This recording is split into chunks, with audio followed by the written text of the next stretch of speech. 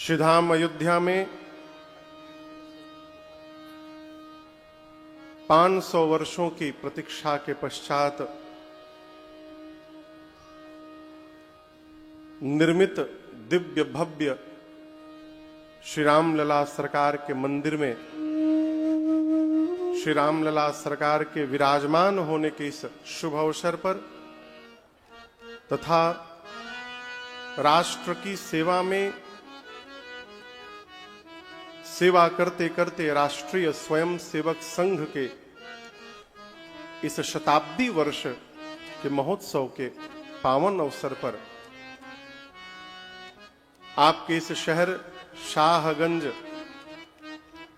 जौनपुर के इस परम पुनीत श्री रामलीला मैदान की पावन धरा पर आज से प्रारंभ हो रही इस 9 दिवसीय श्री राम कथा महोत्सव के आज हम और आप प्रथम बेला में यहां पर सभी लोग उपस्थित हुए हैं।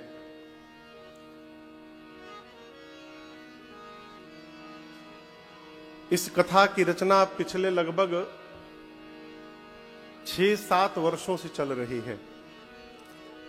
जब भी हम काशी में अगल बगल कथा करने आते थे तो इस कथा के मुख्य सूत्रधार भैया श्रीमान श्री श्रीश अग्रहरि जी तथा सुमित अग्रहरि जी, एक बार करतल ध्वनि से इनका अभिवादन करिए।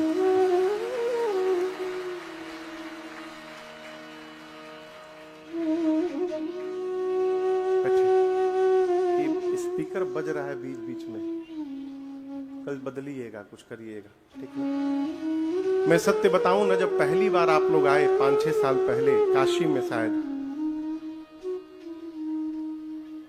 तो आप लोग को देखकर मेरे मन में थोड़ा संशय आया। मैं पहली बार कह रहा हूं कि छोटे छोटे भैया लोग हैं, कैसे कथा कराएंगे। लेकिन आज मुझे ये अनुभव हो रहा है कि आप भले छोटे हैं पर आप पर भगवान की कृपा बहुत है,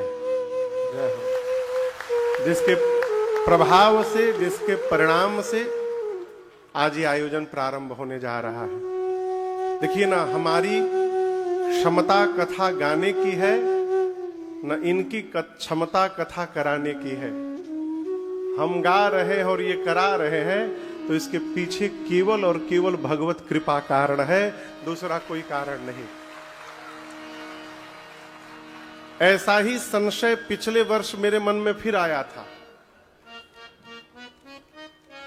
पिछले साल हम लोग जर्मनी में राम कथा गाने गए, यूरोप में 1 महीना की यात्रा में थे, तो 7 दिन की कथा जर्मनी की फ्रैंकफर्ट में थी।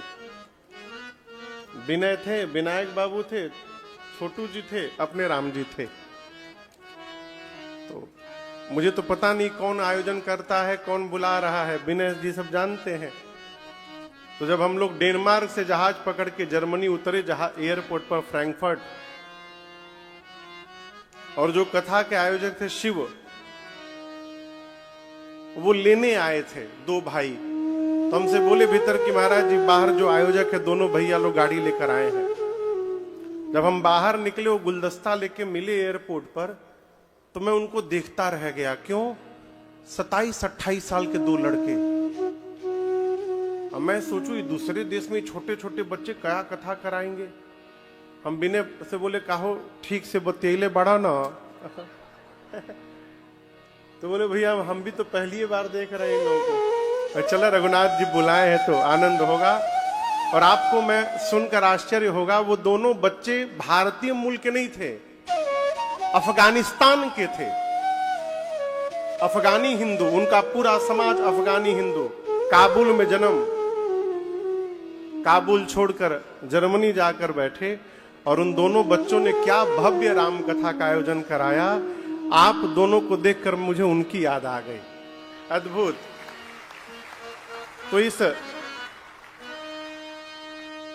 पूरे आयोजन के सूत्रधार पुनः एक बार मैं नाम लूं, बाबू श्री श्रीश अग्रहरि जी तथा बाबू सुमित अग्रहरि जी, जिनके अथक प्रयास और आप समस्त शाहगंज वासियों का समर्पण, अर्पण और तर्पण का परिणाम है इस कथा गंगा में हम और आप आज से अवगाहन करने जा रहे हैं।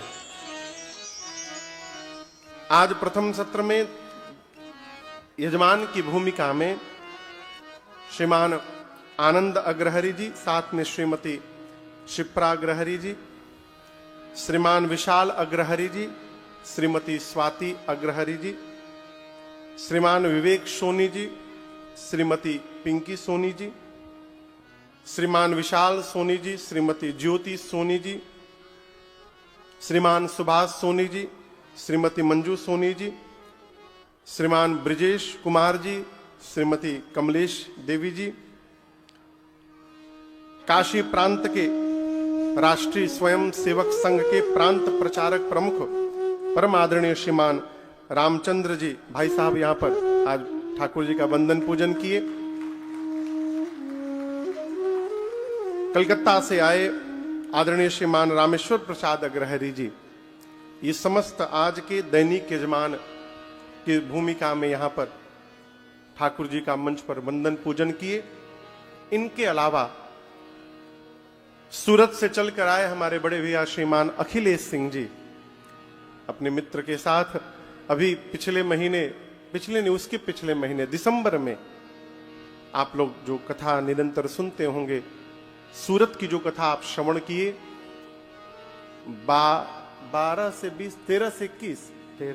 13 से 21 दिसंबर, उस कथा के मुख्य कर्ता धर्ता अखिलेश भैया ही थे। बहुत विशाल आयोजन इन्होंने सूरत में रचना ठाकुर जी कृपा से करी। बहुत बहुत स्वागत आपका।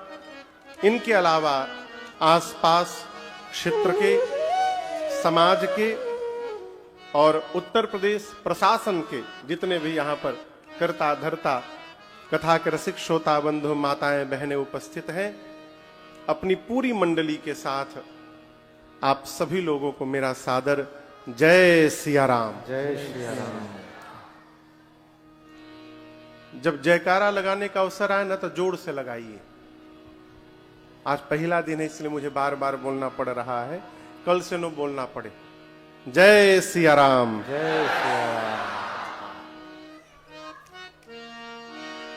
हम और आप जिस ग्रंथ के आश्रय में बैठकर कथा को गाएंगे, श्रवण करेंगे, इस ग्रंथ का नाम है श्री रामचरितमानस। क्या नाम है?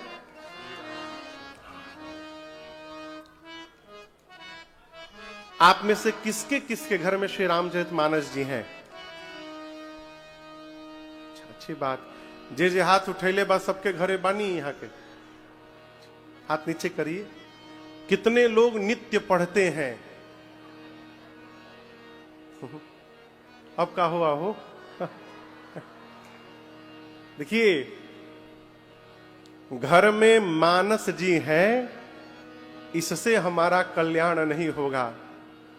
मानस जी जब पुस्तक से निकलकर हमारे मानस में प्रवेश करेंगी, तब जाकर समाज के जनमानस पर इसका प्रभाव दिखाई पड़ेगा।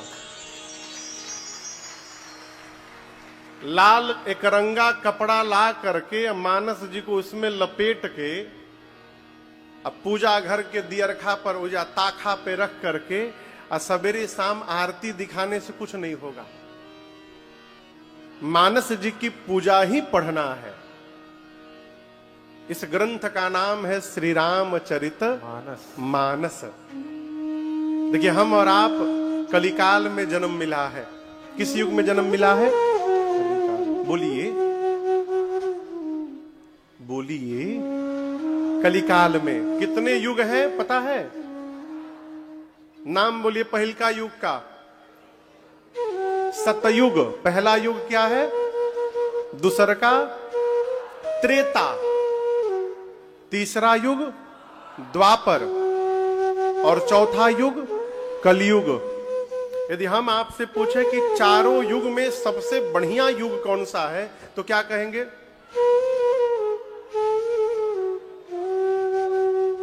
सतयुग। सतयुग में कितने लोग हाथ उठा रहे हैं? सतयुग बहुत बढ़िया है। कौन मान रहा है इस बात को? अच्छा, कोई नहीं मान रहा है। त्रेता बहुत बढ़िया युग था, कितने लोग मान रहे हैं? 4-5 लोग खाली उठाएं। त्रेता में राम जी अवतार लिए हैं। द्वापर कितना बढ़िया युग है, कितने लोग मान रहे हैं?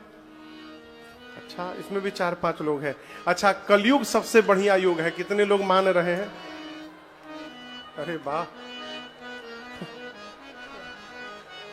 तब तो कथा आप लोग जान ही रहे हैं, काहे बुला लिए हमको?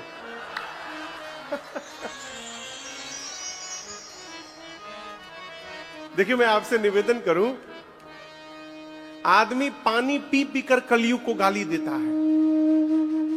तनिक भी ऊंचा नीचा हो जाए तो जीव कहने से नहीं चूकता कि महाराज घोर कलयुग आ गया है। कुछ भी गलत हो तो कलयुग का प्रभाव है।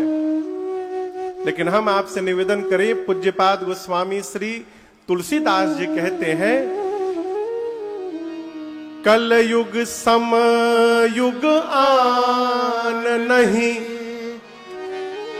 कलयुग जैसा दूसरा कोई युग नहीं है। कब? जो नर कर विश्वास। यदि आप विश्वास कर लिए तो कलयुग जैसा दूसरा कोई युग नहीं है। क्यों महाराज? गाई राम गुण गना विमला भवतर बिनहि प्रयास। गोस्वामी तुलसीदास जी इस बात की घोषणा कर रहे हैं। आज की भाषा में कहें तो माइक लगा के गली गली घूम के कह रहे हैं कि इस कलिकाल में केवल भगवत गुणगान करके हम और आप भवसागर पार कर सकते हैं। ये कलयुग की महिमा है। कुछ नहीं करना, कुछ नहीं करना।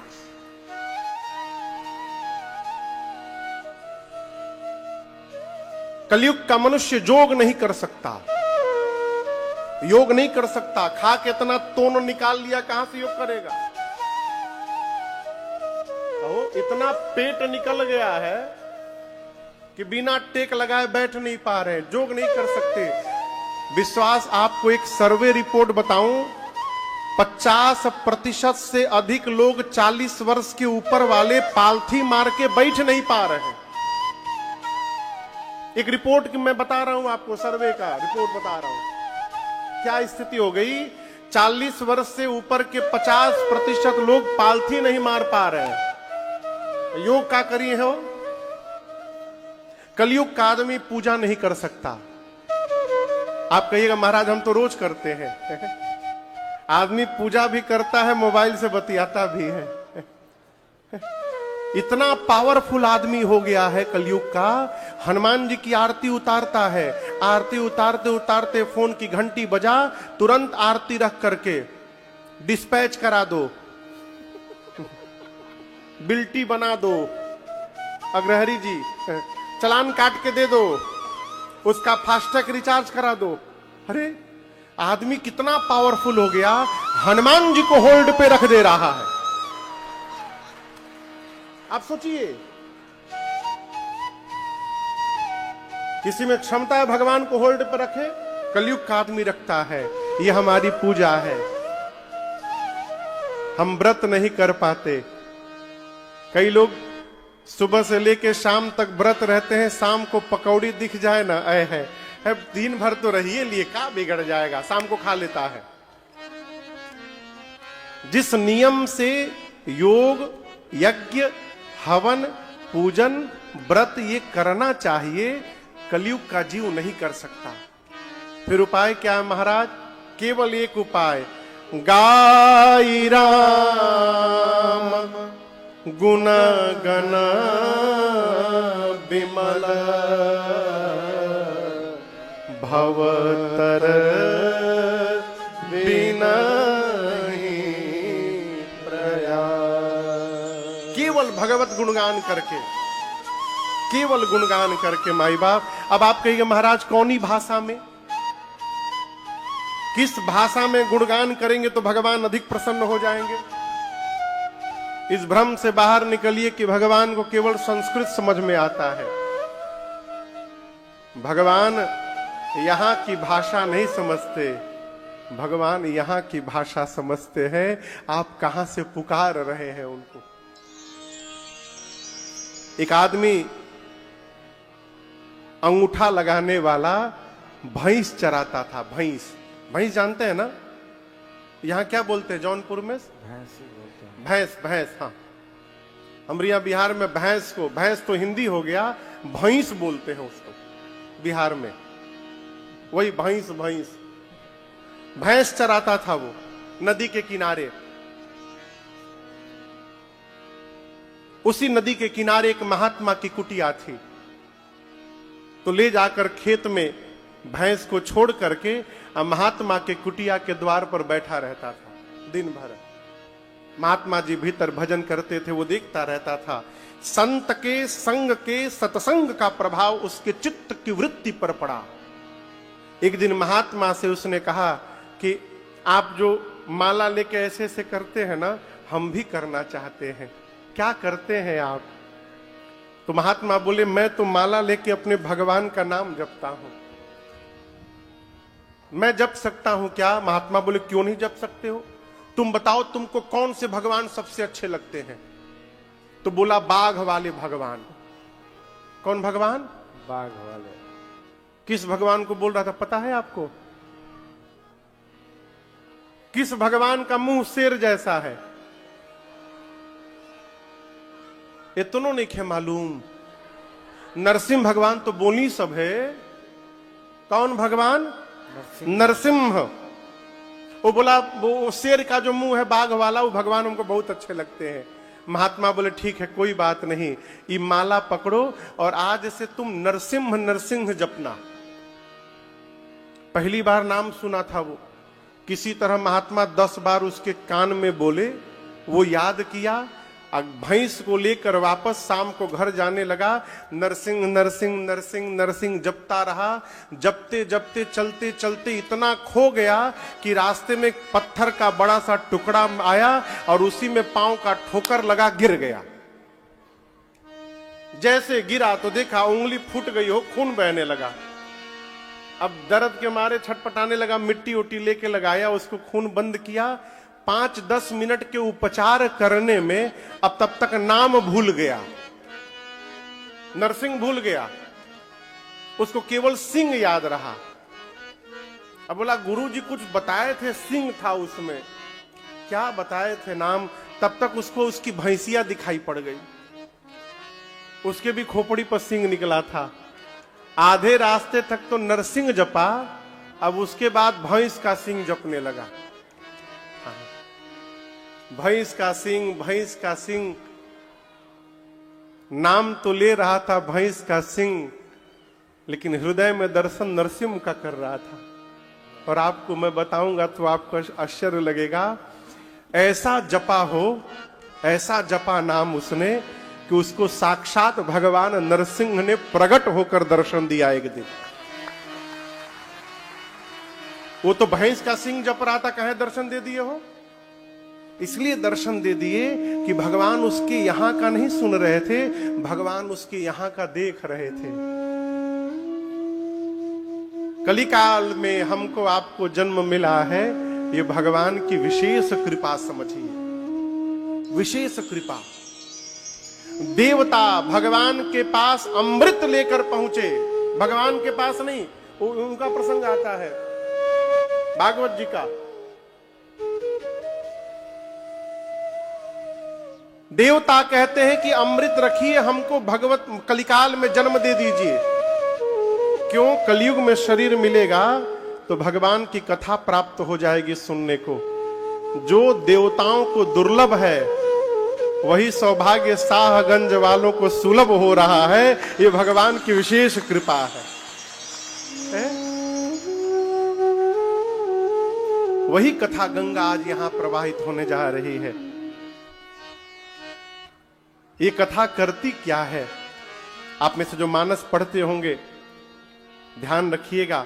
बालकांड दोहा क्रमांक 10 के ऊपर छंद है एक, यहीं से कथा प्रारंभ करते हैं। ये कथा क्या करती है आगे से हम गाएंगे, पीछे सुनकर याद होगा तो आप भी गाइएगा। बाबा कहते हैं, मंगल करनी कलिमाला हरने तुलसी कथा रघुनाथ की मंगल करनी कलिमाला हरने तुलसी कथा रघुनाथ की गतिकूर कविता सरित की जो सरित पावन पाथ की गतिकूर कविता सरित की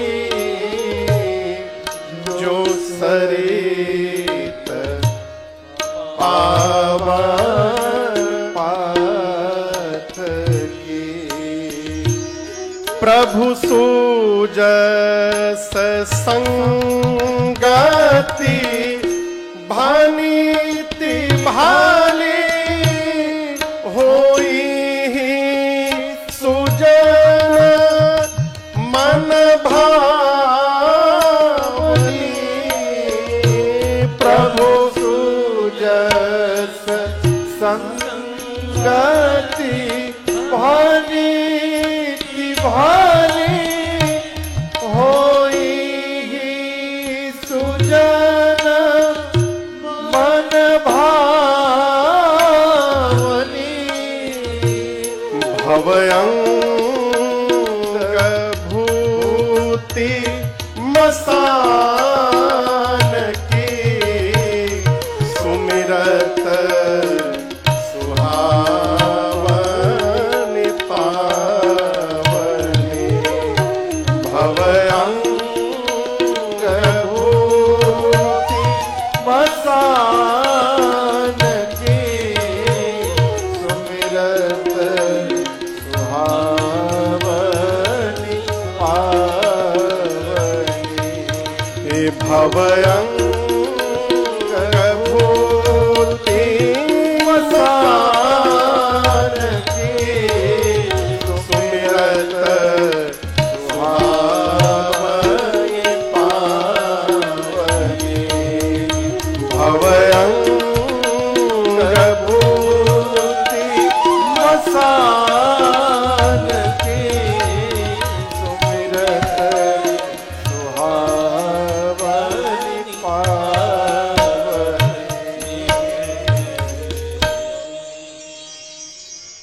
ये जो छंद हमने अभी सुनाया आपको, ये मानस जी की महिमा को बताता है छंद। गोस्वामी जी कह रहे हैं कि जो राम कथा आप लोग सुनने बैठे हैं, ये राम कथा क्या करती है? सुमित बाबू, सबसे पहला काम करती है मंगल करनी। क्या करती है कथा? बोलिए। मंगल करती है। दूसरा का काम कलिमाला हरनी। कौन? तुलसी कथा रघुनाथ की। भगवान की कथा जीवन में मंगल करती है। और दर्शन करिएगा, पहला जब होगा तो दूसरे को करना नहीं पड़ेगा, वो अपने आप हो जाएगा। कथा मंगल करती है, कलिमल का हरण करती है, अमंगल का हरण करती है। एक चौपाई आप लोग सुने होंगे, आप में से कई लोगों को याद होगा, जो मानस नहीं पढ़ा होगा उसको भी याद होगा। दशरथ अजीर बिहारी। ये चौपाई कौन कौन सुना है? सब सुने हैं। क्या चौपाई है? मंगल भवन अमंगलहारी। अमंगलहारी। भगवान मंगल करते हैं, अमंगल का हरण करते हैं। लेकिन हम आपसे कहें भगवान केवल एक ही काम करते हैं, मंगल, दूसर का अपने आप हो जाता है। कैसे हो जाता है महाराज? कल्पना करिए, कथा चल रही है, भगवान न करिए लाइट सब बंद हो जाए। भगवान न करे ऐसा हो, लेकिन मान लीजिए चलती हुई कथा में जितने लाइट जल रहे ना, प्रकाश सब समाप्त हो जाए, ये सब बल्ब बंद हो जाए, तो क्या हो जाएगा? बोलिए, अंधेरा हो जाएगा ना। अब अंधेरा होगा तो आप में से लोग क्या कहेंगे? लाइट जलाओ। कोई नहीं कहेगा अंधेरा भगाओ लाइट जलाओ, अंधेरा भगाओ लाइट जलाओ, कोई नहीं बोलेगा। क्या बोलेंगे? लाइट जलाओ। क्यों? जैसे आप प्रकाश जलाएंगे, अंधकार को भगाना नहीं पड़ेगा, अंधकार अपने आप चला जाएगा। अंधकार नहीं मिटाना है, प्रकाश जलाना है। प्रकाश जहां जागृत होगा, अंधकार अपने आप समाप्त होगा। उसी प्रकार भगवान जहां मंगल कर देते हैं, उसका अमंगल अपने आप समाप्त हो जाता है, अलग से नहीं करना पड़ता। तो गोस्वामी जी कहते हैं ये कथा क्या करती है? पहला काम मंगल करनी, मंगल करती है।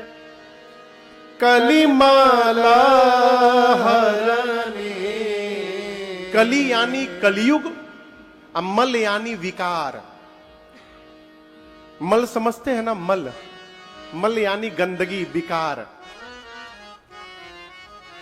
कलयुग के विकार को भगवान की कथा समाप्त कर लेती है। ये कलयुग का विकार क्या है? तो 6 विकार हैं। कितने? जोर से बोलिए। नाम मालूम बा? नाम एक भी विकार का नाम याद है? 2-3 लोग को याद है, आप लोग को नहीं याद है ना? याद सबको है, लेकिन पता ही नहीं कि विकार है। काम,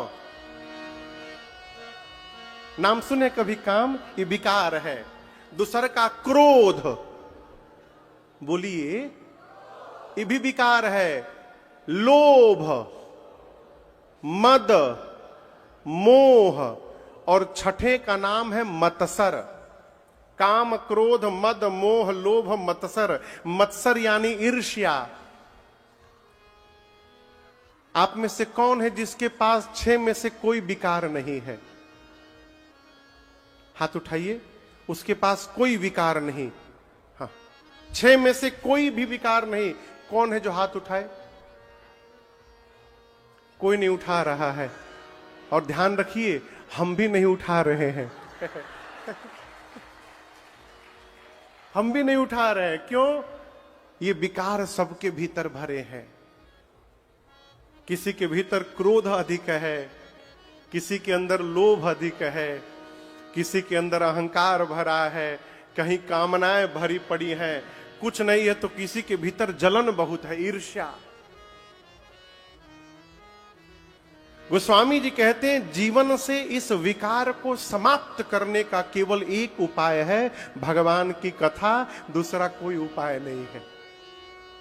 और याद रखिएगा, 9 दिन सुनने से कुछ समाप्त नहीं होने वाला। 9 दिन कथा सुनिएगा, कुछ भी समाप्त नहीं होने वाला। इस कथा का असर धीरे धीरे जीवन पर पड़ेगा। 9 दिन कथा गा के चले गए, और 10वें दिन से फिर वही काम शुरू हो गया है। अरे छोड़िए, पंडाल में हमसे लोग हमसे बोले महाराज कथा में जितनी देर बैठा रहता हूं बहुत भाव बना रहता है, ऐसे करना है वैसे करना है, लेकिन जैसे पंडाल से बाहर निकल कर चप्पल पहनते हैं तुरंत वही पुरनका दिमाग हो जाता है। ये कैसे होता है? जब आप पंडाल में घूमते हैं ना, तो जितना विकार है कपारे पर, वो बाहर चप्पल के पास खड़ा हो जाता है। इसलिए भीतर आने के बाद मन शुद्ध रहता है। जैसे बाहर जाके चप्पल पहने, फिर वो विकार कपारे पे चढ़ जाता है। इसका मतलब कथा में जिसका चप्पल चोरी हो जाए वो प्रसन्न हो जाए, कहे चप्पल के साथ विकारों लेकर गया। ये तो विनोद की बात है। हो कथा निरंतर सुनिए। अच्छा ये बताओ, कुत्ते का पूंछ देखे हैं आप लोग?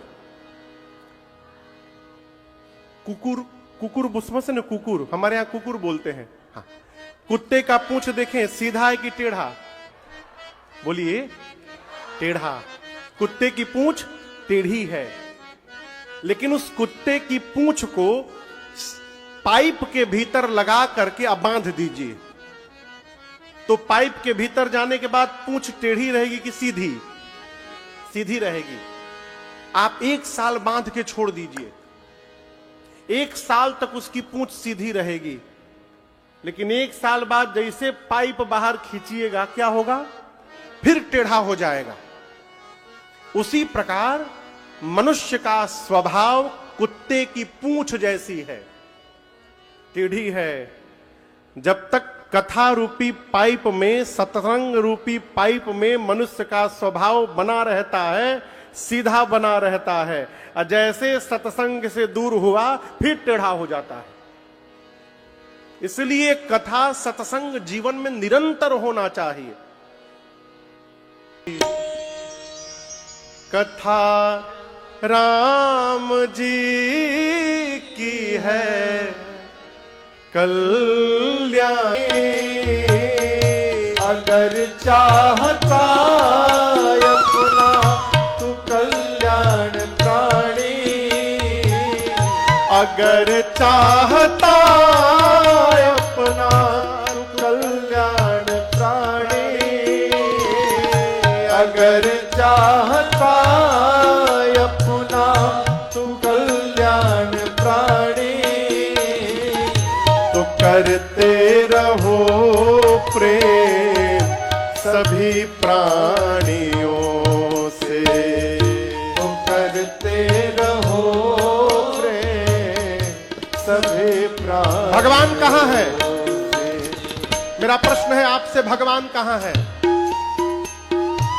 न भीतर है न बाहर है भगवान, न भीतर है न बाहर है, न विरक्ति में है।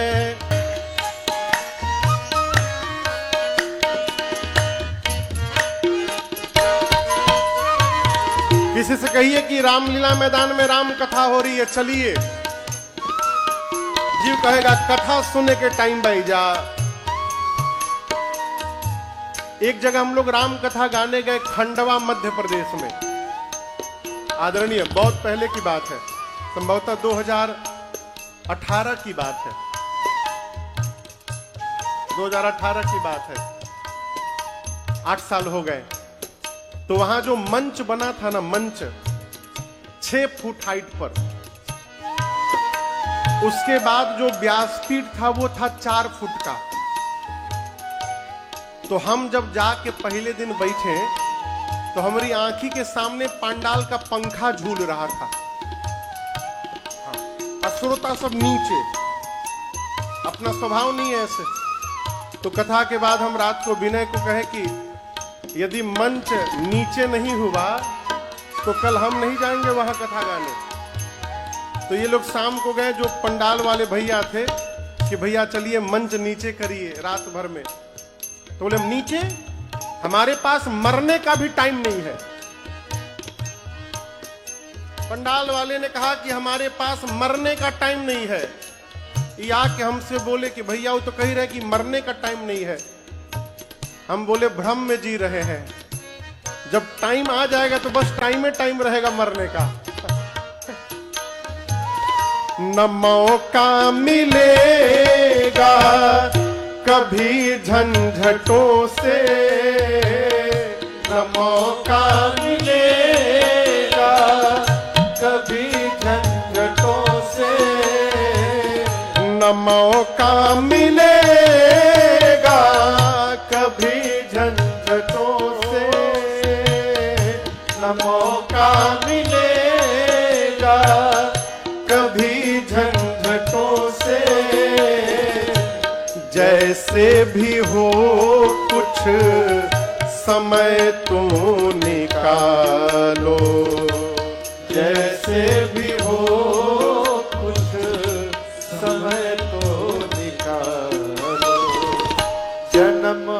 आदमी क्या पता का मिले ना मिले फिर, जन्म आदमी का मिले ना मिले फिर, चली जा रही मगर ये करेगी असर धीरे धीरे।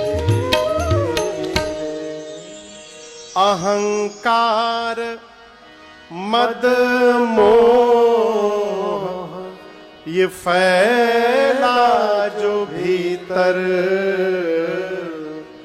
उतारेगी सारा जहर धीरे धीरे। पत्थर पे काई जमा हो ना, पत्थर पे काई समझते हैं? काई, काई बुझाता ना? पत्थर पे काई जमा हो तो किसी बहती हुई नदी में उस पत्थर को ले जाके डाल दीजिए, और 1-2 साल बाद जाकर आप देखिएगा पानी की धारा उसको बहाते बहाते उसको साफ करके एकदम चमकीला बना देती है पत्थर को।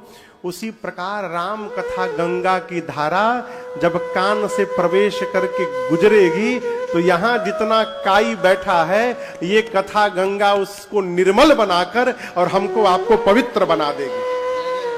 ये कथा की महिमा है, लेकिन एक दिन में नहीं होगा, ये लंबी यात्रा है। बहुत पहले की एक बात है, कथा में छत्रपति शिवाजी महाराज के गुरुदेव हुए समर्थ स्वामी रामदास जी। आदरणीय छत्रपति शिवाजी के गुरु जी थे वो, उनका नाम था रामदास। समर्थ की उपाधि उनको काशी में दी गई। काशी आपके बगल में है ना, काशी में उनको समर्थ स्वामी रामदास कहा गया। क्यों? छत्रपति शिवाजी के गुरु जी थे, ये कोई मनगढ़ंत कहानी नहीं है। रामदास जी एक बार अपने शिष्य के साथ काशी आए तो उनका नियम था कि वो स्वपाकी थे।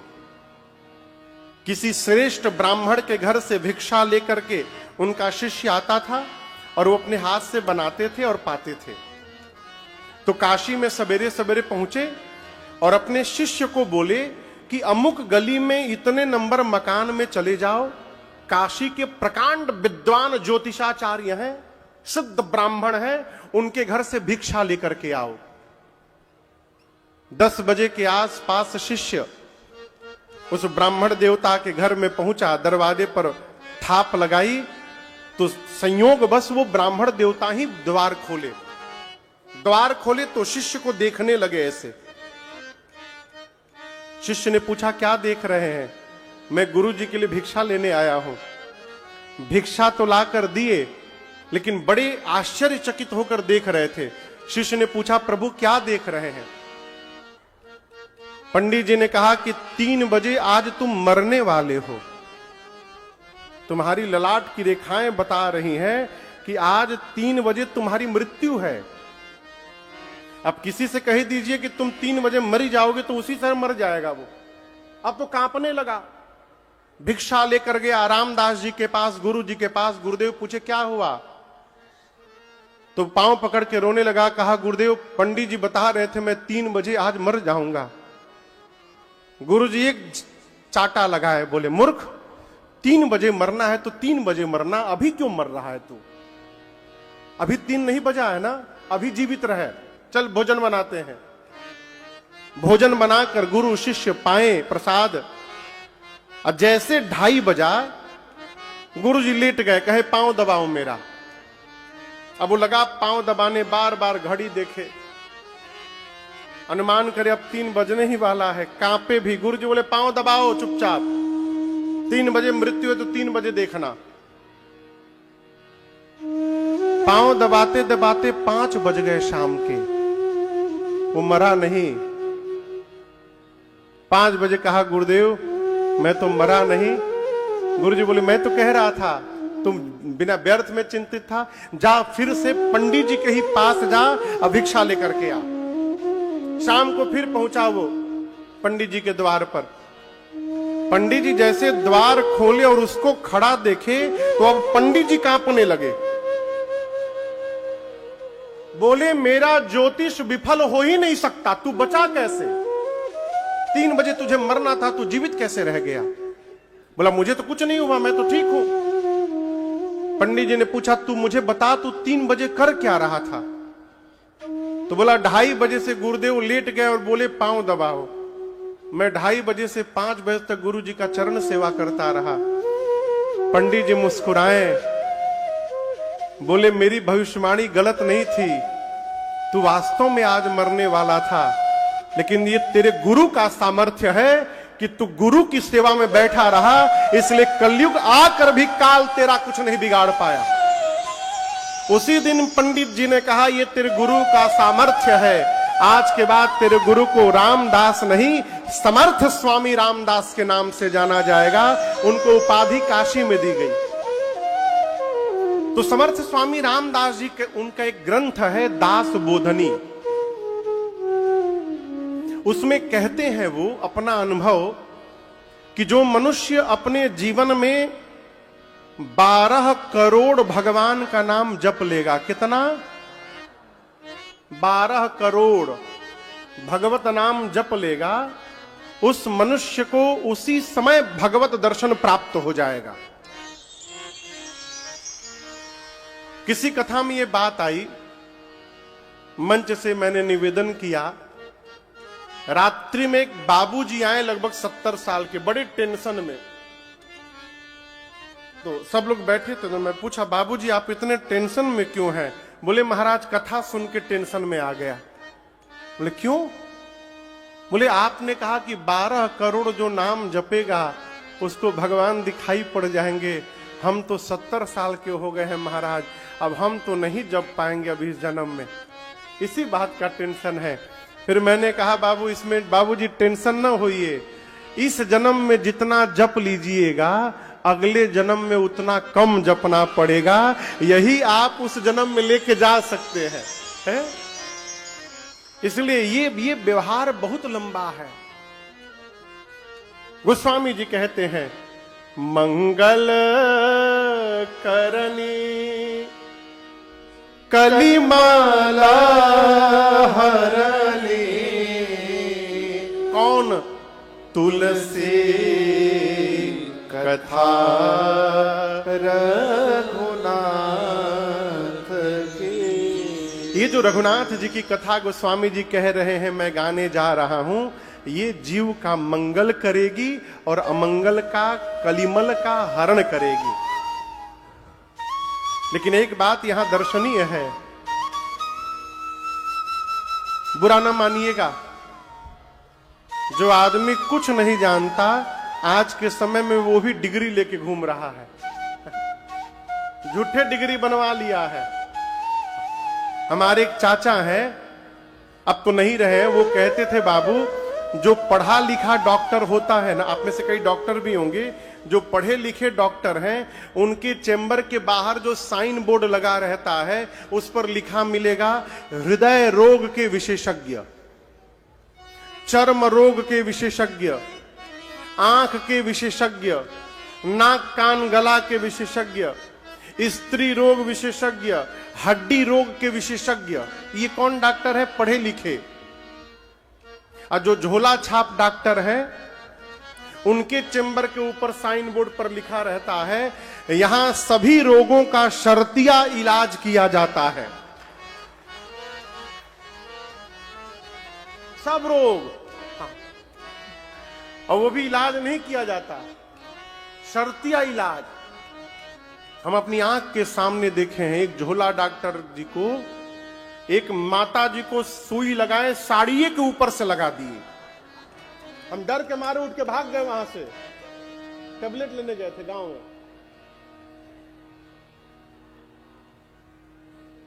मैं क्यों कह रहा हूं आपको? जो जानता है वो कभी नहीं जानने देगा कि मैं जानता हूं, और जो नहीं जानता है वो सबको यही बताता है कि मुझे छोड़कर कोई नहीं जानता है। जानता वही है जो जानता है कि हम कुछ नहीं जानते हैं। और जो जानता है कि हम सब जानते हैं वो कुछ नहीं जानता है। गोस्वामी तुलसीदास जी श्री रामचरितमानस के रचयिता घोषणा करते हैं कि मेरे भीतर कविता लिखने का कोई गुण नहीं है। आप इस बात की कल्पना कर सकते हैं, और केवल बोल नहीं रहे हैं, गोस्वामी जी कहते हैं हम ब्लैंक पेपर पर साइन करके दे रहे हैं। कविता विवेक एक नाही मोरे। कविता करने का विवेक कोई मेरे भीतर नहीं है। विश्वास करिए, सत्य कहूं लिखी कागज कोरे कागज पर मैं लिखने को तैयार हूं, मेरे भीतर कविता लिखने का कोई गुण नहीं है। कौन कह रहा है? बोलिए बोलिए, ये बात किसने कही? जोर से बोलिए। तुलसीदास जी ने। गोस्वामी जी कहते हैं कि जैसे गंगा नदी, यहां गंगा जी है बगल में, अरे काशी जी में तो है ये है, तब काशी जी ढेर दूर थोड़ी है। काशी पास में है कि प्रयाग पास में है?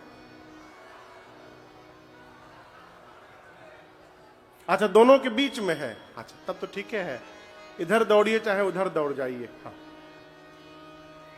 गंगा जी आप लोग देखे हैं? कोई नहीं बोल रहा है। अच्छा, हाँ हाँ हाँ, देखें, अच्छी बात। गंगा जी सीधी बहती हैं कि टेढ़ी टेढ़ी? बोलिए। टेढ़ी टेढ़ी बहती हैं। और केवल प्रयाग से काशी के बीच में टेढ़ी टेढ़ी नहीं बही है, गोमुख से लेकर गंगा सागर तक गंगा जी टेढ़ी मेढ़ी बही है। गोस्वामी जी कहते हैं गंगा गोमुख से गंगा सागर तक सीधी नहीं गई, टेढ़ी मेढ़ी गई। लेकिन आपको एक बात बताऊं, कितना भी मोड़ गंगा में क्यों ना आए, गंगा कितनी भी टेढ़ी मेढ़ी क्यों ना हो गई, परंतु गंगा की पवित्रता में कोई कमी नहीं आई। कोई कमी नहीं आई। आजकल कोई आदमी थोड़ा दुष्ट होता है ना, तो समाज के लोग कहते हैं बच के रहिए, बहुत टेढ़ा आदमी है वो। टेढ़ा यानी दुष्ट आदमी, समझ रहे हैं ना?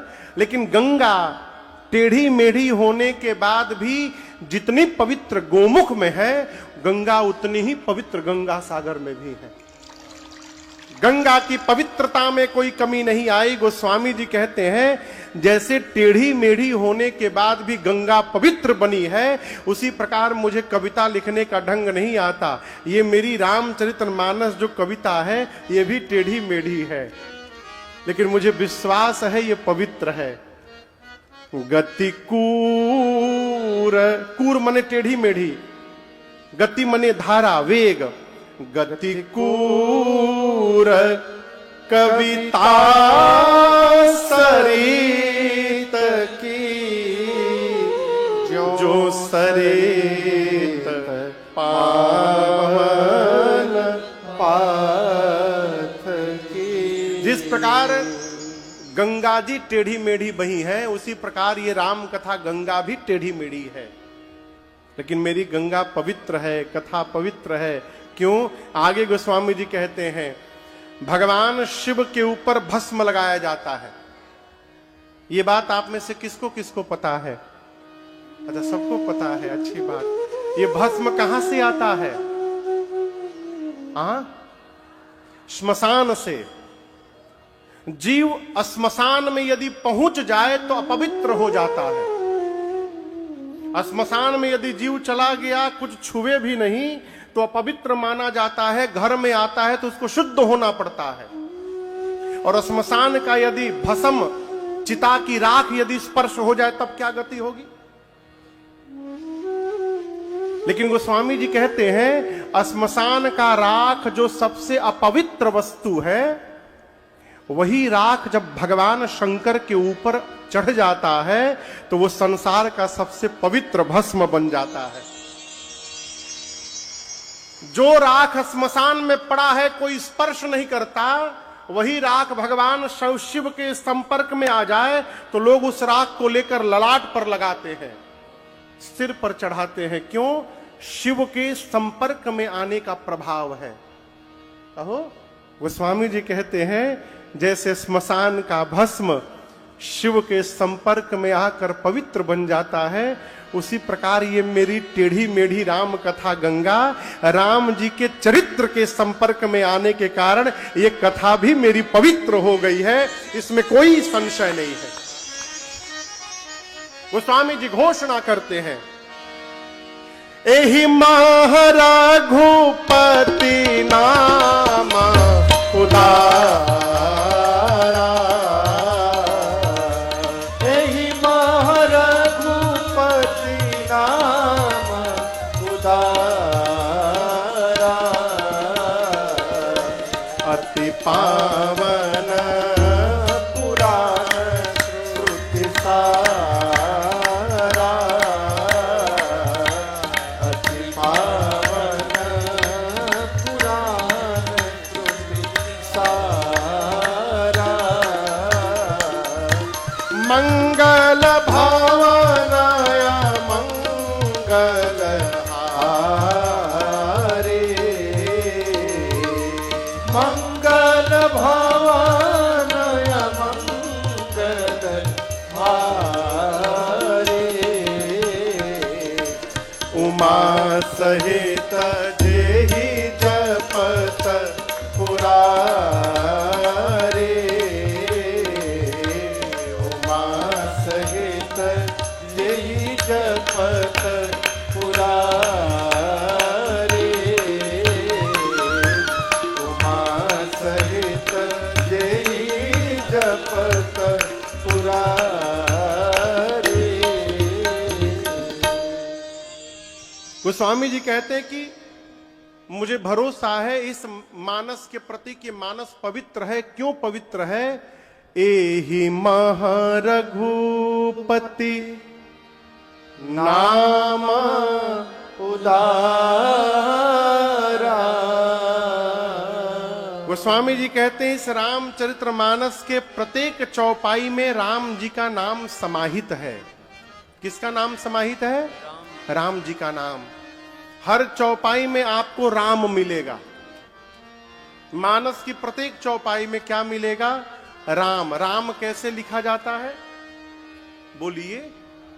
सबसे पहले र के बाद आ की मात्रा रा, फिर म, राम।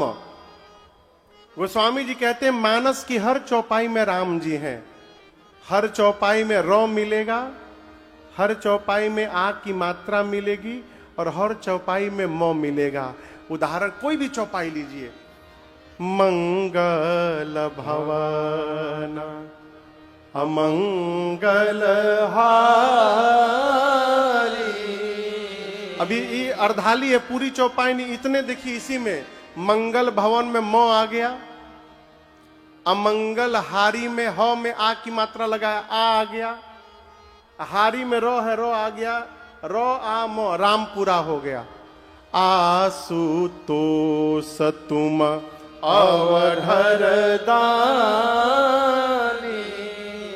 इस प्रकार प्रत्येक चौपाइयों में गोस्वामी जी ने रकार को रखा है, आकार को रखा और मकार को रखा है। इसी नाम का भरोसा है गोस्वामी जी को कि मेरी कविता भले टेढ़ी मेढ़ी है परंतु इसमें राम जी का नाम है और ये राम जी का नाम इसको पवित्र बना कर रखेगा, इसमें कोई संशय नहीं है। ये कथा की महिमा है। ये कथा करती क्या है? मानस पर, जनमानस पर, जनमन में रसधार भरेगी राम कथा। जनमन में गाइए। रसधार भरेगी राम कथा। जनमन में रसधार भरेगी राम कथा। जनमन में रसधार भरेगी राम कथा। जीवन जीवन का उद्धार करेगी राम कथा। जीवन का उद्धार करेगी राम कथा।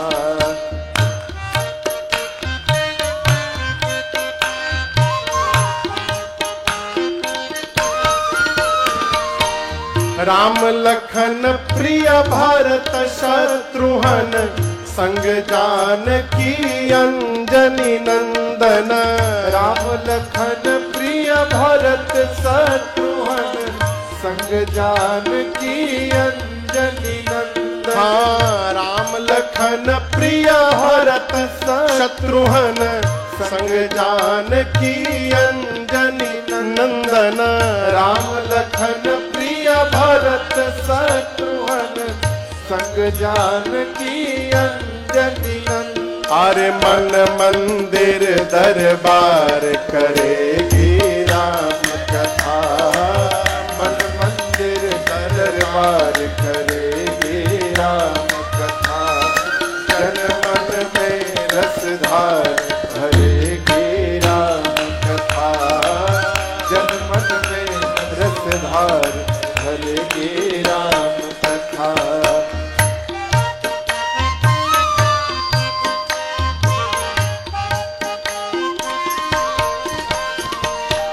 कथा जीत है हार नहीं है, मिलता तुरंत उधार नहीं है। कथा जीत है हार नहीं है, मिलता तुरंत उधार नहीं है। कथा जीत है हार नहीं है, मिलता तुरंत उधार नहीं है। कथा जीत है हार नहीं है, मिलता तुरंत उधार नहीं। अरे सफल नगद व्यापार करेगी राम कथा। सफल नगद व्यापार करेगी राम कथा। जन जन में रसधार भरेगी राम कथा। जन मन में रसधार भरेगी राम कथा।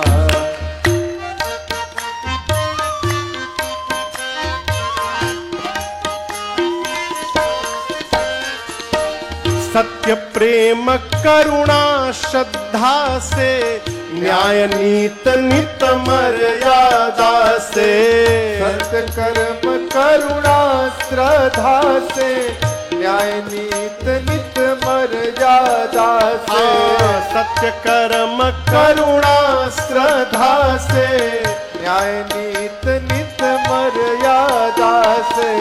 सत्य कर्म करुणा श्रद्धा से, न्याय नीत नित मर्यादा से। अरे राम राज साकार करेगी राम कथा। राम राज साकार करेगी राम कथा। अरे जन मन में रसधार भरेगी राम कथा। जन मन में रसधार भरेगी राम कथा।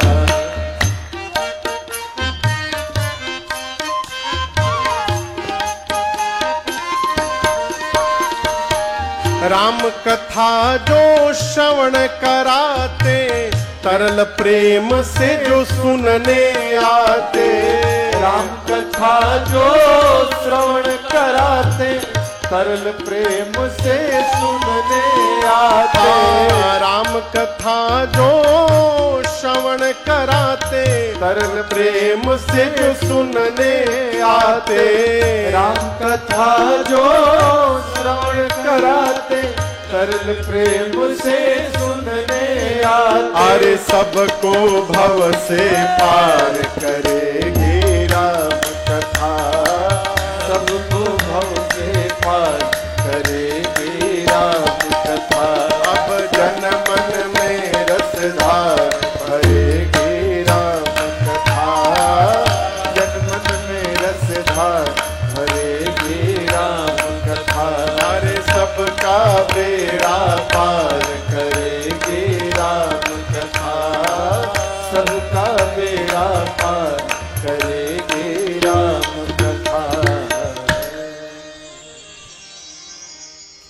मन मंदिर दरबार करेगी राम कथा, और जीवन का उद्धार करेगी राम कथा। श्री रामचरितमानस जिसकी रचना किए पूज्यपाद गोस्वामी तुलसीदास जी महाराज। आपको मैं बताऊं, गोस्वामी जी ने जब मानस की रचना की तो उस समय उनकी कितनी उम्र थी पता है आप लोग को? किसी को पता है कि जब गोस्वामी जी मानस को लिखना प्रारंभ किए तो उनकी उम्र कितनी थी उस समय? 77 वर्ष। कितनी? 77 वर्ष की अवस्था थी गोस्वामी तुलसीदास जी की। और मानस की रचना करने के पहले गोस्वामी तुलसीदास जी 3 बार संपूर्ण भारत की पैदल परिक्रमा कर चुके थे। कितनी बार? 3 बार। पूरा भारत घूम चुके थे पैदल। गुरुजनों से, मुनियों से, महात्माओं से, संतों से जितने प्राप्ति रामायण थे उस समय उनको सुन चुके थे। केदारनाथ में जाकर भगवान केदार का दर्शन आशीर्वाद प्राप्त किए। बद्री नारायण में भगवान बद्री विशाल का आशीर्वाद मिला। व्यास गुफा में साक्षात व्यास भगवान का आशीर्वाद मिला। काशी विश्वनाथ में भगवान विश्वनाथ ने आशीर्वाद दिया। इतने आशीर्वादों को समेट करके तब गोस्वामी तुलसीदास जी मानस को लिखना प्रारंभ किए। श्री रामचरितमानस गोस्वामी जी के जीवन की पूरी साधना का परिणाम है और उसकी मूर्ति है, उनकी तपस्या की मूर्ति है। संवत 1631 में, आज से ठीक 451 वर्ष, 450 नहीं 451 वर्ष पहले आज से गोस्वामी तुलसीदास जी अयोध्या में मानस की रचना प्रारंभ किए। प्रारंभ में तो गोस्वामी जी संस्कृत में लिखते थे, लेकिन 7 दिन तक क्या हुआ, दिन भर लिखते थे, रात में अपने आप मिट जाए। दिन भर गोस्वामी जी जितना लिखते थे संस्कृत में, रात में अपने आप मिट जाए। तब भगवान विश्वनाथ और मां भवानी ने दर्शन देकर गोस्वामी जी को आदेश दिया कि गोसाई जी आप रामचरितमानस की रचना अवधी भाषा में करिए। किस भाषा में? अवधी में। क्यों? आने वाले कलिकाल में संस्कृत को समझना सबके बस की बात नहीं रहेगी, इसलिए आप गांव की भाषा में लिखिए। और विश्वनाथ जी की आज्ञा मानकर गोस्वामी जी ने श्री रामचरितमानस की रचना अवधी भाषा में की। और उसका प्रभाव क्या पड़ा ये दर्शन करिए। आप इतने सारे लोग यहां विराजमान हैं, यदि हम कहें कि गीता का कोई श्लोक एक किसी को याद है तो गिने चुने लोग मिलेंगे। कितने लोग गीता का एक श्लोक याद करके बैठे? कम से कम एक श्लोक 15, 20, 100, 50 लोग हैं। शिव महापुराण का एक श्लोक कितने लोगों को याद है? कोई नहीं उठा रहा है। अच्छा, गरुड़ पुराण का कोई श्लोक किसी को याद है? एक लोग को याद है, बस एक लोग को, हमको भी नहीं याद है। श्रीमद् भागवत महापुराण का एक श्लोक किसी को याद है? एक श्लोक कम से कम 10-12 लोगों को याद है। अच्छा आइए, मानस जी की एक चौपाई कितने लोग को याद है? कम से कम एक चौपाई। श्री रामचरितमानस की एक चौपाई कितने लोगों को याद है? आप लोग को? आपको बाबूजी नहीं याद है? एक चौपाई, कम से कम एक चौपाई नहीं खे याद? आप लोग को याद है एक चौपाई कम से कम? कितने लोग को याद है? हाथ उठाइए। आज निखे उठे लोग निखे याद? सबको याद है। अभी तो गाए थे, मंगल भवन अमंगल हारी। ये चौपाई कितने लोग को याद था? पहले काहे नहीं हाथ उठाए? महाराज पता नहीं था, हम तो रील में सुने थे इसको। अच्छा ये बताइए, श्री रामचरितमानस का एक दोहा कितने लोग को याद है? एक दोहा, कम से कम एक दोहा आप लोगों को? एक दोहा कितने लोग को याद है? श्री गुरु चरण सरोज रज निज मन मुकुर सुधार, बरनौ रघुबर बिमल जस, जो दायक फल चार। ये कितने लोग को याद था? लेकिन महाराज ये तो श्री हनुमान चालीसा का दोहा है। नहीं, ये अयोध्या कांड का प्रथम दोहा है। इसी दोहे से अयोध्या कांड की कथा प्रारंभ होती है। मैं क्यों कह रहा हूं, आप मानस जी के पहुंच को देखिए। हमको पता नहीं है कि रामचरितमानस की चौपाई दोहा है, लेकिन याद सबको है। यदि गोस्वामी जी संस्कृत में लिख दिए होते तो ये चौपाई दोहा ना हमको याद होता ना आपको याद होता। पूरा सनातन समाज जीवन पर्यंत, जब तक सूर्य और चंद्रमा रहेंगे, हम और आप गोस्वामी तुलसीदास जी के ऋणी रहेंगे कि उन्होंने इतना बड़ा उपकार किया इस रामचरितमानस की रचना करके।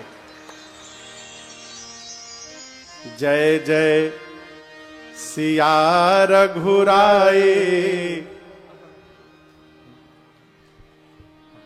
भजन लिखा है हमको याद। गाइए मिलकर संग संग आप लोग भी। जय जय सिया रघुराए, जय जयति जय तुलसी गोसाई। जय जय सिया रघुराए, जयति जय तुलसी गोसाई। तुलसी गोसाई जी, तुलसी गोसाई। तुलसी गोसाई जी, तुलसी गोसाई। जय जय सिया रघुराए, जयति जय तुलसी गोसाई। जय जय सिया रघुराए, जयति जय तुलसी गोसाई।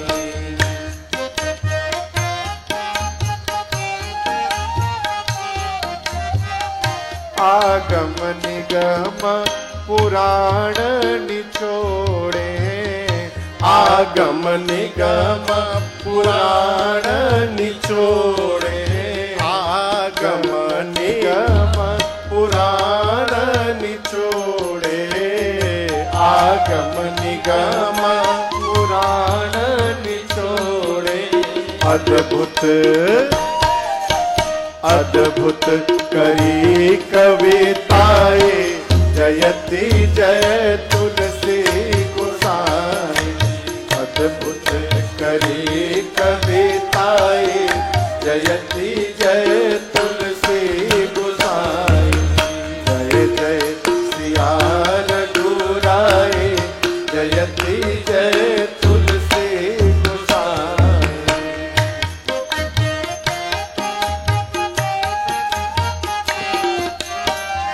छंद सोरठा सुंदर दोहा, छंद सोरठा सुंदर दोहा। छंद सोरठा सुंदर दोहा। छंद सोरठा सुंदर दोहा। रुचिर रुचिर चारु चौपाई, जयति जय तुलसी गोसाई। रुचिर चारु चौपाई, जयति जय तुलसी गोसाई।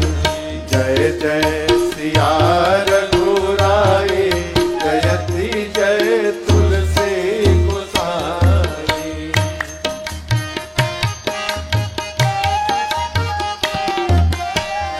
सत्यम शिवम सुंदरम लिख के, सत्यम शिवम सुंदरम लिख के।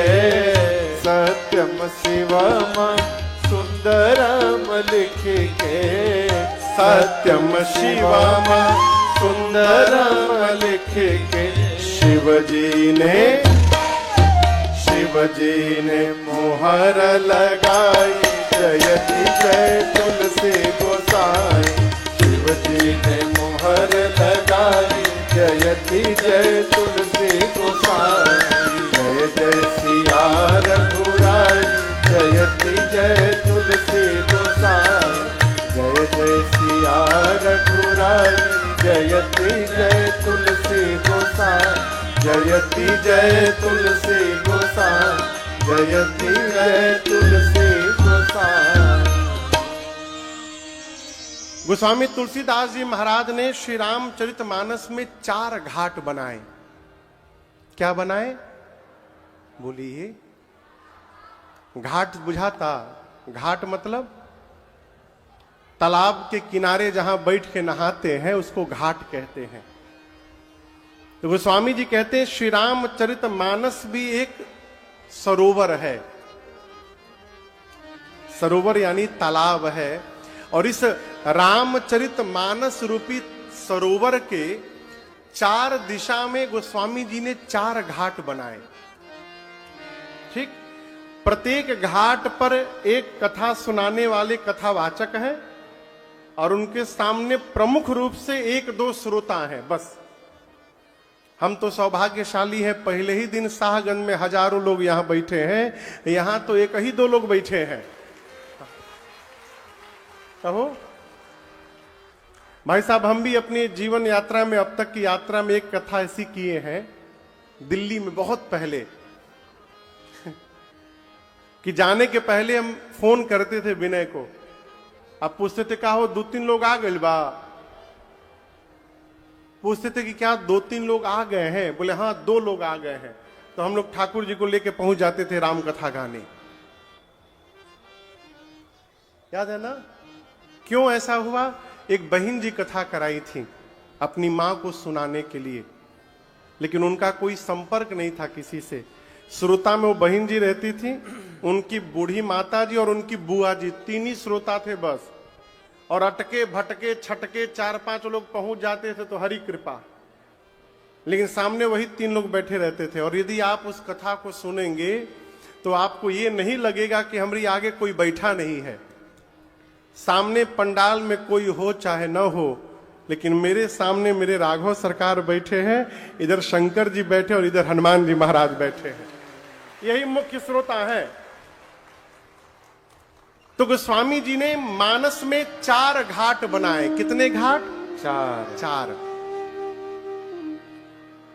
मैं एक घाट स्पर्श करते चल रहा हूं ताकि आपके मस्तिष्क में बैठ जाए। अभी हम यहां पंडाल में आए ना, तो जहां से प्रवेश किए इस ग्राउंड में, वहां एक द्वार बना है नया, और उस द्वार का उद्घाटन हुआ अभी फीता काट के। लेकिन हम काटे नहीं, खोले हैं। पहले हम भी काटते थे, लेकिन जब पता चला उसके बाद से बंद कर दिए। क्यों? हमारे धर्म में काटना पीटना फूकना नहीं है, गांठ खोलना है। जो ग्रंथि बनी है उसको खोल दीजिए। इसलिए सनातनी है तो काटना बंद करिए। जहां कैंची लेके खड़े होते काटने के, वहां गांठ लगा दीजिए और कहिए भाई साहब इसको खींच के खोल दीजिए। जन्मदिन के दिन मोमबत्ती न फूंका करिए।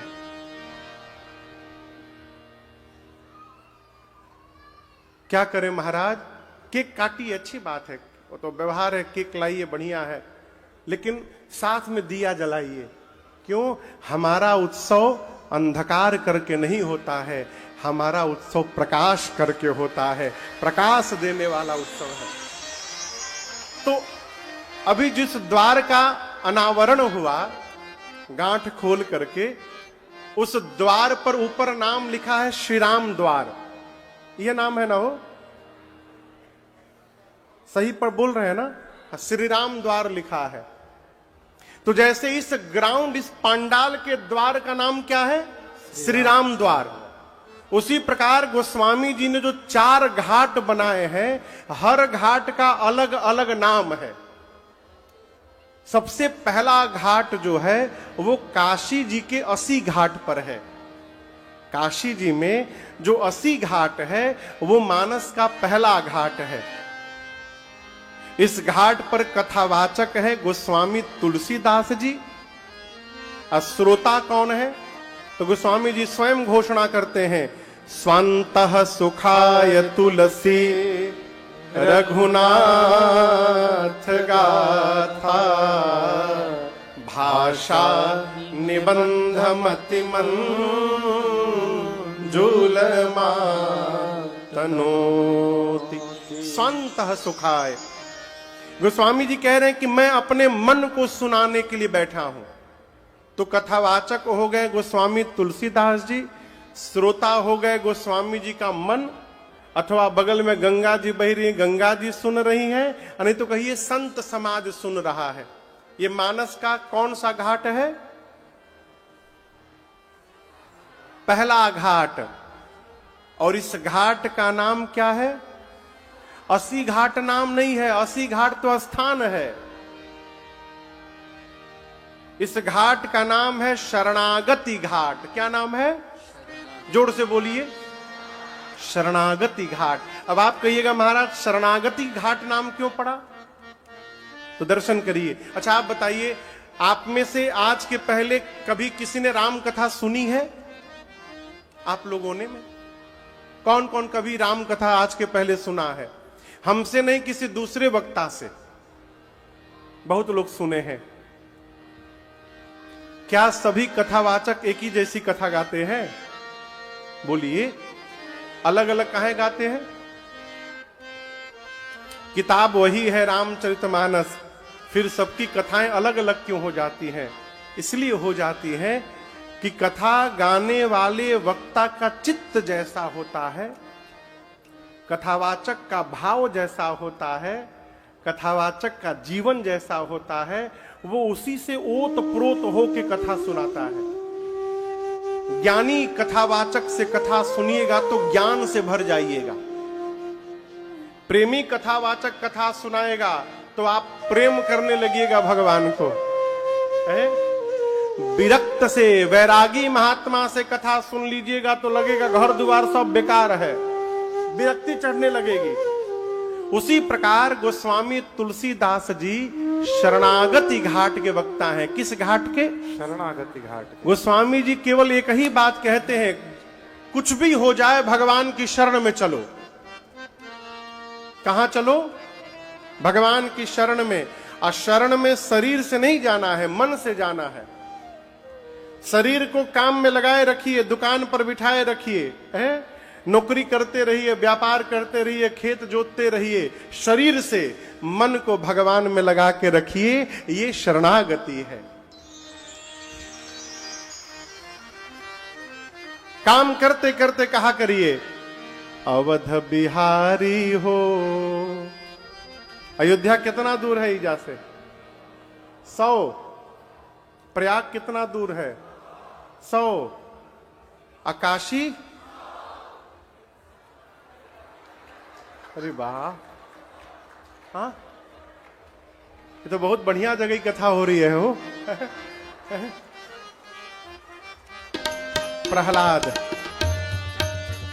प्रहलाद के पिता थे असुरों का राजा हिरण्यकश्यप। एक दिन हिरण्यकश्यप ने प्रहलाद से पूछा, कहां है तेरा भगवान? प्रहलाद जी बोले, पिताजी आपका प्रश्न गलत है।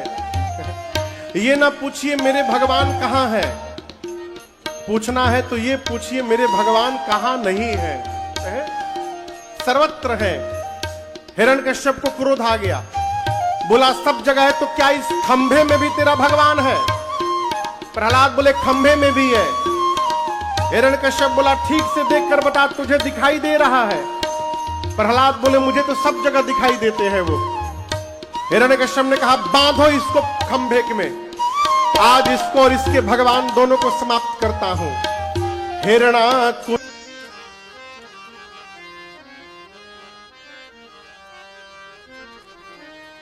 कनक बिहारी हो, हम आए शरण तिहारी। कन्हैया के जो भगत होंगे वो क्या गाएंगे हो? अरे बांके बिहारी हो, गिरिवर धारी हो, हम आ गए शरण तिहार। पहले घाट का नाम है शरणागति घाट। क्या नाम है?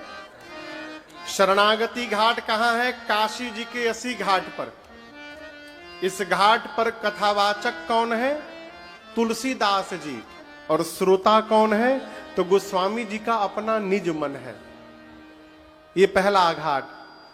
गोस्वामी जी कहते हैं मैं आप लोगों को वो कथा सुनाने जा रहा हूं जो तीर्थराज प्रयाग में याज्ञवल्क्य मुनि ने श्री भरद्वाज मुनि जी को सुनाई। अब दूसरा घाट कहां है? तीर्थराज प्रयाग। कहां पर है बोलिए? तीर्थराज प्रयाग। यहां कथावाचक हैं याज्ञवल्क्य मुनि और श्रोता के रूप में है श्री भरद्वाज जी। इस घाट का नाम है कर्मकांड घाट। क्या नाम है? कर्मकांड घाट। जीवन में किस प्रकार के कर्म को संपादित करना है, ये सारी बातें याज्ञवल्क्य जी और भरद्वाज जी के बीच में चर्चा हुई। याज्ञवल्क्य मुनि कहे भरद्वाज जी से मैं आपको वो कथा सुनाने जा रहा हूं जो कैलाश पर्वत पर बैठकर भगवान शंकर ने मां पार्वती जी को सुनाई थी। तीसरा घाट है कैलाश पर्वत। कथावाचक है भगवान शिव और श्रोता है मां पार्वती जी। और इस घाट का नाम है ज्ञान घाट।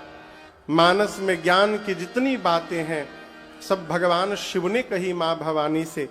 और बाबा कहते हैं देवी मैं वो कथा सुनाने जा रहा हूं जो नीलगिरी पर्वत पर हिमालय के कागभुषुंडी जी ने पक्षियों के राजा गरुण जी को सुनाई। चौथा घाट है नीलगिरी पर्वत। वक्ता है श्री कागभुषुंडी जी और श्रोता है पक्षीराज श्री गरुण जी महाराज। और इस घाट का नाम है भक्ति घाट।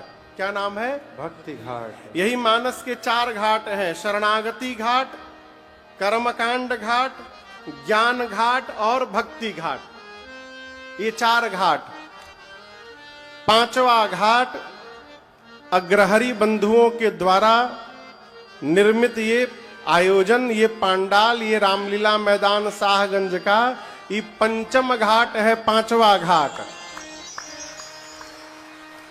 ठाकुर जी ने वक्ता बना करके मुझे राजन को बिठाया है, श्रोता बन करके आप लोग बैठे हैं। इस घाट का नाम क्या है? हाँ बोलिए बोलिए। नहीं तो पंचम तो नाम थोड़ी पंचम है। इस घाट का नाम है प्रेम घाट। क्यों? मैंने अपने पूज्य महाराज श्री प्रातः स्मरणीय पूज्य श्री संत श्री प्रेम भूषण जी महाराज के श्री मुख से मैंने जो राम कथा सुनी है वही कथा मैं आपको सुनाने जा रहा हूं। इसलिए इस घाट का क्या नाम है? प्रेम घाट। उसी प्रेम से मैं सुनाने का प्रयास कर रहा हूं और ये आशा भी करता हूं कि उसी प्रेम से आप सुनने का भी प्रयास करेंगे। चारों घाट पर कथावाचकों ने कथा की महिमा गाई। क्या गाई? जय जय राम कथा, जय श्री राम जने बुध बिसराई व्यथा हो। जय जय राम कथा, जय श्री राम कथा, जय जय राम कथा, जय श्री राम कथा।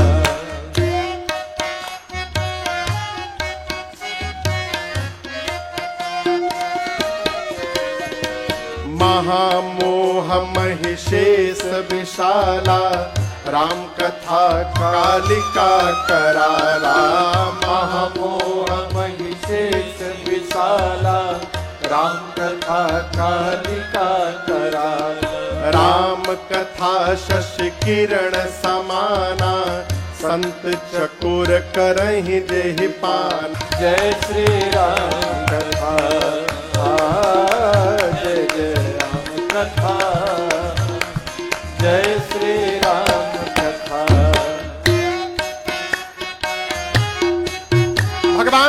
मिलकर मां पार्वती से महिमा गाएं। देवी राम कथा कल बिटप कुठारे, सादर सुनो गिरिराज कुमारे।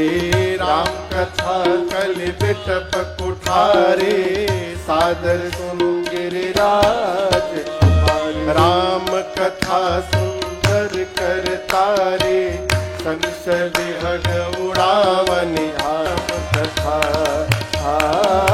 जय जय राम कथा, जय श्री राम कथा। जय जय राम कथा, जय श्री राम कथा। कथा की महिमा क्या है? कथा जीवन की व्यथा को समाप्त कर देती है।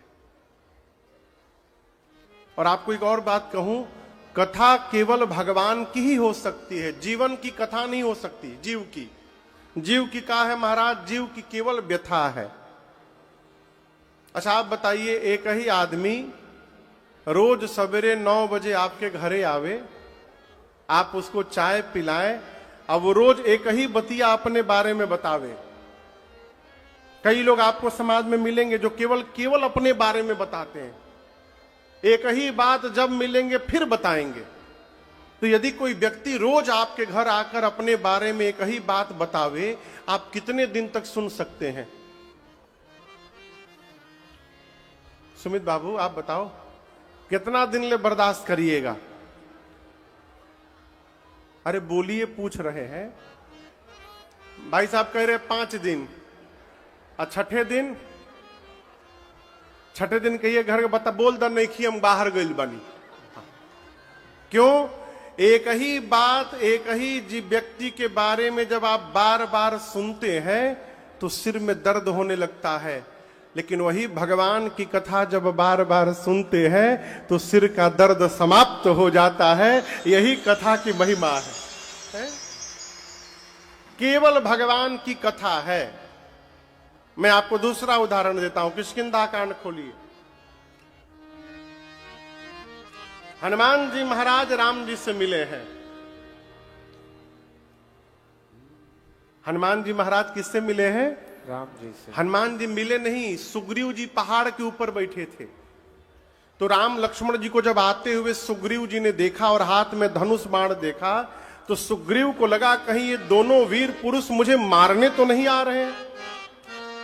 तो सुग्रीव ने हनुमान जी को बुलाया। पहली बार कथा में हनुमान जी आए वहीं पर, और बुलाकर सुग्रीव ने हनुमान जी को कहा आप नीचे जाइए, रास्ता पर देखिए 2 वीर आ रहे हैं, उनसे बातचीत करिएगा, और आपको तनिक भी ऐसा अंदेशा हो कि वो दोनों मुझे मारने आ रहे हैं, आप तुरंत नीचे से इशारा करिएगा, मैं भाग लूंगा।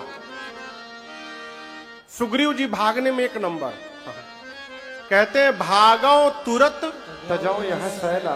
हनुमान जी महाराज ब्राह्मण का रूप धारण करके भगवान के सामने गए। क्या बन के गए?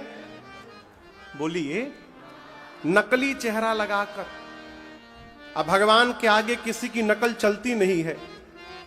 हनुमान जी सोचे कि ये दोनों भाई हमको पहचान नहीं पाएंगे, मैं ब्राह्मण बना हूं। और राम जी लक्ष्मण जी से बोले हनुमनऊ है हनुमनऊ नकली चेहरा लगा के आए हैं। हनुमान जी पूछे आप दोनों हैं कौन? कि तुम तीना देव महा को,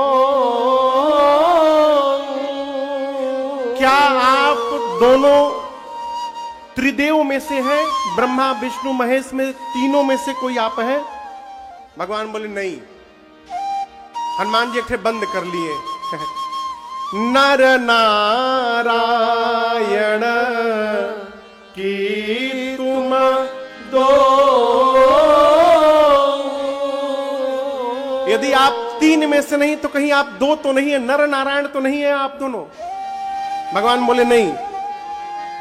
हनुमान जी एक और बंद कर लिए कि तुम अखिल भुवन पति लीन मनुज अवतार।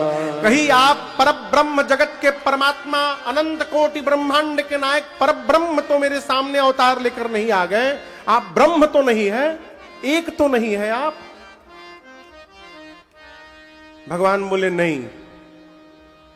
लक्ष्मण जी बोले भैया इसे काहे बोल रहे हैं? राम जी बोले जब लड़का होके ही अपने आप को छिपा रहे हैं तो हम बाप होके काहे बता दे कि हम वही हैं, हम भी छिपाएंगे।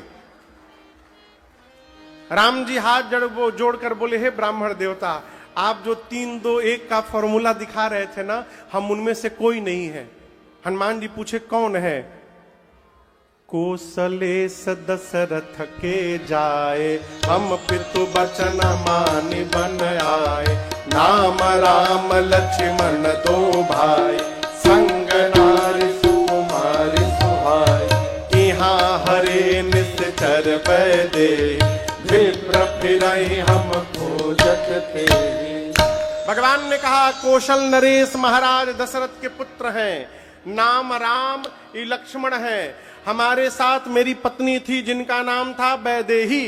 हे ब्राह्मण देवता, इस जंगल में किसी निशाचर ने वैदेही का हरण कर लिया, हम उन्हीं को ढूंढ रहे हैं। इसके बाद राम जी बोले आपन चरित कहा गाए। हम अपने बारे में बता दिए, अब विप्र कहु निज कथा बुझाए। हे ब्राह्मण देवता, हम अपने बारे में बता दिए, अब आप अपनी कथा सुनाइए। राम जी ये नहीं बोले कि अपने बारे में बताइए, क्या बोले? अपनी क्या सुनाइए? कथा सुनाइए। हनुमान जी जैसे नाम सुने राम लक्ष्मण वैदेही, हनुमान जी पहचान गए, अरे तो मेरे भगवान है, परमात्मा है। और भगवान कह रहे हैं अपनी कथा सुनाइए। हनुमान जी तुरंत भगवान के चरण में गिर गए, कहे प्रभु कथा तो केवल आपकी होती है नाथ, जीव की कथा नहीं होती है, जीव की केवल व्यथा होती है। मैं अपनी सुनाऊंगा तो व्यथा निकल जाएगी, कथा नहीं निकलेगी। कथा केवल भगवान की है। कथा का लाभ क्या है? कथा व्यथा को समाप्त कर देती है। कथा सुनकर भगवत प्रीत जन्म लेता है और कथा सुनकर ये दृढ़ता भी आती है कि हमारे साथ जब श्री रघुनाथ तो किस बात की चिंता। ये विश्वास बिना कथा श्रवण किए प्राप्त होने वाला नहीं है। सभी वक्ताओं ने अपने अपने श्रोताओं को कथा की महिमा गाई। गोस्वामी तुलसीदास जी कहते हैं राम जी की कथा कलिकाल में कामधेनु है। क्या है? कामधेनु। जो इच्छा करिएगा, कथा की सेवा करिएगा, ये कथा ही आपकी मनोकामना को पूर्ण कर देगी। राम जी की कथा संजीवनी बूटी है। देखिए आप लोग टेस्ट कराते हैं ना, ब्लड टेस्ट। आप में से कई पैथोलॉजी वाले भी भैया होंगे। तो जब आप ब्लड टेस्ट कराते हैं ना, तो जो रिपोर्ट आता है उसमें पता रहता है कि क्या हमारा रेंज आया है और नॉर्मल रेंज कितना है। यदि जो आया है वो नॉर्मल से मिल रहा है यानी हम स्वस्थ हैं, और नहीं मिल रहा है इसका मतलब हम बीमार हैं। ये जो गोस्वामी जी की रचना है ना रामचरितमानस, ये मनुष्य के जीवन के समस्त संबंधों के व्यवहार का नॉर्मल रेंज इसमें बताया गया है। एक पिता का जीवन कैसा होना चाहिए इसमें बताया गया है। एक भाई का जीवन कैसा होना चाहिए इसमें बताया गया है। भाई हो तो किसके जैसा हो? बोलिए। हाँ, लक्ष्मण जी जैसा नहीं होना चाहिए। दोनों की अलग अलग महिमा है। भाई कैसा होना चाहिए, मित्र कैसा होना चाहिए, शत्रु कैसा होना चाहिए, इसमें बताया गया है। यदि हमारा जीवन इसके रेंज से मिल रहा है यानी हम स्वस्थ हैं, और यदि हमारा जीवन इसमें बताए गए जीवन से नहीं मिल रहा है, इसका मतलब हम बीमार हो गए हैं। यहां 9 दिन में टेस्ट कराइएगा। आप लोग मोटरसाइकिल गाड़ी रखे हैं, 4 चक्का 2 चक्का रखे हैं? कितने लोग रखे हैं? अच्छी बात। स्कूटी भी आ जाए उसी में। हाँ, स्कूटी भी, साइकिलों मान लीजिए। तो क्या अपनी गाड़ी सर्विसिंग में ले जाते हैं सर्विस कराने? बोलिए कितने दिन पर? 1 महीना, 2 महीना, 3 महीना, 5 महीना में ले जाते हैं ना। यदि नहीं सर्विस कराने ले गए तो क्या होगा? गाड़ी धुआं फेंकने लगेगा, तेल खाएगा नहीं, पीने लगेगा।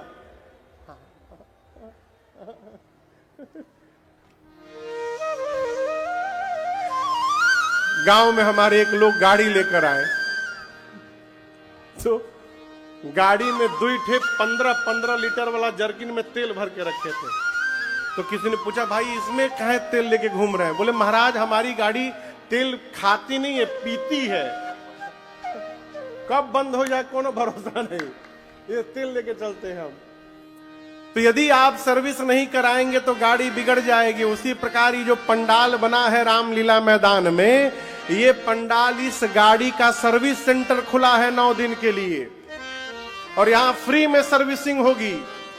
इसलिए आइए और आकर पूरा सर्विसिंग कराइए। नहीं कराइएगा तो न जाने गाड़ी कब धुआं फेंकने लगेगा, पोल्यूशन फेल हो जाएगा आपका। गोस्वामी तुलसीदास जी कहते हैं, सज्जनों के लिए ये राम जी की कथा संजीवनी बूटी है। सुजन संजीवनी मूरी सुहाए। ये गोस्वामी जी महिमा गाए। याज्ञवल्क्य मुनि कह रहे हैं भरद्वाज जी से कि मोह रूपी महिषासुर को समाप्त करने के लिए राम जी की कथा काली मैया के समान है। शंकर जी कह रहे हैं, कुल्हाड़ी जानते हैं आप लोग? कुल्हाड़ी, कुल्हाड़ी से क्या काटते हैं?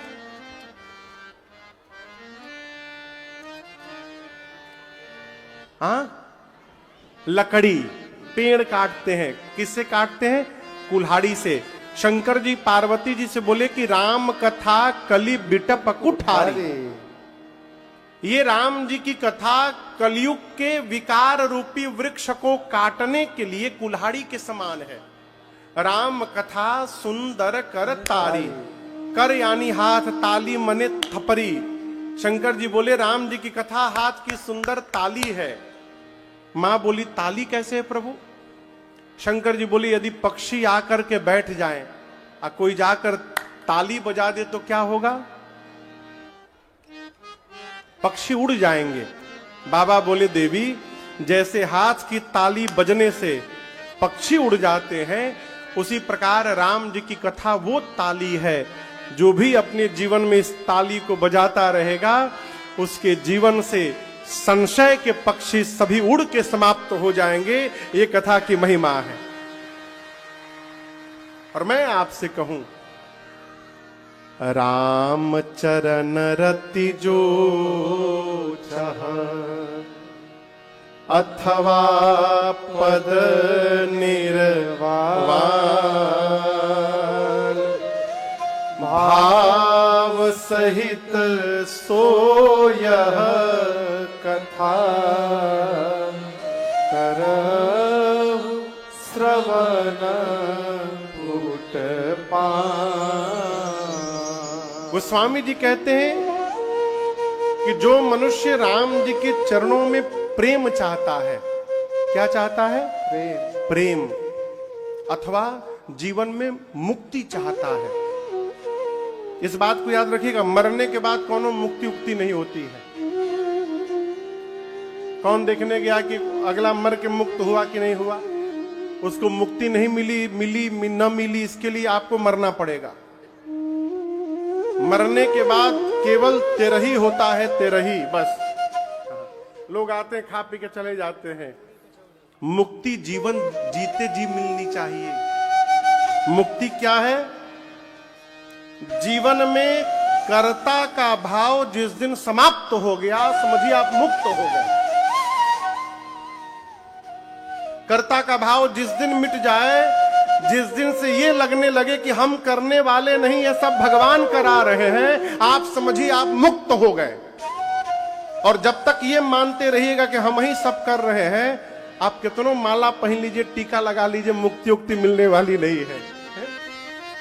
कई लोग घर में नाराज होते हैं ना, तो कहते हैं मौज उड़ा लो बाबू, मौज उड़ा लो, नहीं रहूंगा तो पता चलेगा। आप ब्रह्मा है का? ब्रह्मा नहीं है ना? आपको लग रहा है कि आप सब कर रहे हैं, लेकिन आप यदि रतिये में चले जाइएगा तो ये परिवार रुकने वाला नहीं है, सब कुछ वैसे ही चलता रहेगा। तो भगवान के चरण में प्रीति चाहिए अथवा मुक्ति चाहिए, मोक्ष चाहिए, दोनों के लिए एक ही उपाय है। क्या? भाव सहित सो यह कथा करऊ श्रवण पुट कान से भाव पूर्वक, भाव के साथ भगवान की कथा जो मनुष्य श्रवण करता रहेगा उसको राम जी के चरणों में प्रीति भी प्राप्त होगी और उसी को एक दिन मोक्ष और मुक्ति प्राप्त होगा, इसमें कोई संशय नहीं है। आज प्रथम सत्र में हमने और आपने इस कथा की महिमा को, इस कथा के भाव को, इस कथा के स्वरूप को यहां गाया, समझा। कथा का समय 3 बजे से ना बाबू, 3 से 7। कल हम और आप भगवान शंकर और पार्वती जी के विवाह की कथा में उपस्थित होंगे यहां पर। तो आप जितने श्रोता यहां पंडाल में है, आपसे निवेदन है कल कथा सुनने के लिए मत आइएगा। कल भगवान शंकर की कथा में बाराती बनने के लिए आइएगा। इस भाव से आइएगा कि बाबा के विवाह में बाराती बनना है आज। और मैं आपको दावे के साथ कहूंगा कि बहुत विवाह आप जीवन में देखे होंगे, सुने होंगे, परंतु जो विवाह कल आप सुनेंगे और देखेंगे, ऐसा विवाह न कभी देखे होंगे न सुने होंगे आप। पूरे विश्व के कल भूत प्रेत आएंगे यहां पर, पूरी धरती के भूत प्रेत इस पंडाल में कल रहेंगे।